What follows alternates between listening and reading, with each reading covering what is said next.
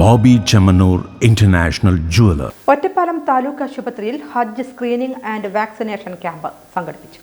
ഒറ്റപ്പാലം താലൂക്ക് ആശുപത്രിയിൽ ഹജ്ജ് screening and vaccination camp സംഘടിപ്പിച്ചു. ക്യാമ്പിന് താലൂക്ക് ആശുപത്രി സൂപ്രണ്ട് ഡോക്ടർ പത്മനാഭൻ നേതൃത്വം നൽകി. Medical officer doctor Anvar Sadath vaccination സംബന്ധിച്ചുള്ള വിശദീകരണം നടത്തി. ആശുപത്രിയിലെ മെഡിക്കൽ ഓഫീസറാണ്. ഇന്ന് ഹജ്ജുമായി ബന്ധപ്പെട്ട് കൊടുക്കുന്ന വാക്സിനെ കുറിച്ചാണ് പറയുന്നത്. 65 വയസ്സിന് മുകളിലുള്ള ആളുകൾക്ക് നമ്മൾ 3 വാക്സിനും 65 വയസ്സിന് താഴെയുള്ളവർക്ക് 2 വാക്സിനുമാണ് കൊടുക്കുന്നത്. മുകളിലുള്ളവർക്ക് ഇൻഫ്ലുവൻസ വാക്സിനും മെനിഞ്ചോകോക്കലും ഓറൽ പോളിയോയും കൊടുക്കുന്നു. 65 വയസ്സിന് താഴെയുള്ളവർക്ക് മെനിഞ്ചോകോക്കലും ഓറൽ പോളിയോയും മാത്രമാണ് കൊടുക്കുന്നത്.